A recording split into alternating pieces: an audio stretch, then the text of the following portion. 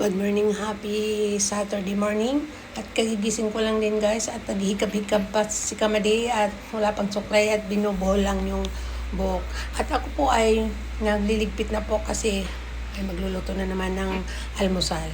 Kasi weekend ngayon kasi kahapon ay Friday, Bernie Santo kagahapon. At ako ay nagliligpit para ay bumaba na din ako at magluluto ako ng agahan namin guys. Kasi ganito ako pag weekend talaga. At pinapatay ko muna yung aircon kasi siyempre magtitipid tayo ng kuryente kasi ang mahal ng kuryente ngayon. At lalo na kung hindi ka magpapatay ng kuryente, tataas talaga ang kuryente mo. At ako nagluluto ng sampurado guys. Nilagyan ko lang yun ng kokwa. At always busy talaga ako pag kahit Sabado man siya guys kasi ganito tayo pag nanay nagluluto talaga. Pag hindi naman tayo magluluto at tayo ay magugutom man din. At hinahalo-halo ko lang siya guys kaya para lumapot. At habang nagluluto ng sampurado, nagdidilig na naman si Kamadi. Wala talagang pahinga ang person kasi lagi ginagawa mo para po ang halaman ay maganda ang sibol ng kadahunan. Tinan mo guys, ang lulusog ng dahon kasi umaga at hapon ang aking pagdidilig niyan guys. Kasi may mga tanim din ako dyan ng mga herbal kasi kailangan din natin ng herbal. Mas maganda kasing herbal pag sabi sa umaga pag gusto mo mag-inom ng tea, mag-herbal ka na lang lalo na pag walang laman ang tiyan mo.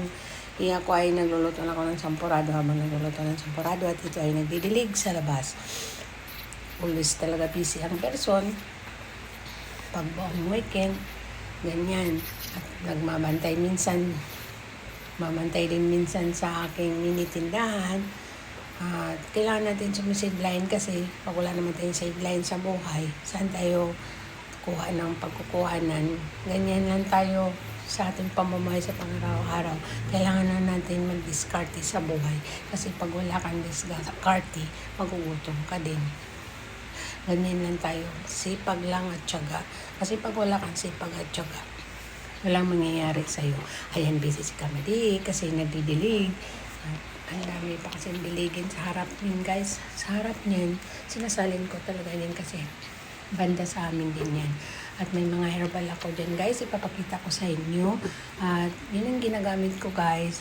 Pag sa umaga, ginagawa kong tea yan. Kasi may tanim ako dyan sa mga gilid-gilid guys. Malunggay, at saka avocado nandiyan guys sa pinagdidiligan ko guys. At may pansit-pansitan din ako guys at oregano. Lagi ko yan dinidiligan kasi para pag sumibol na naman yung kadahon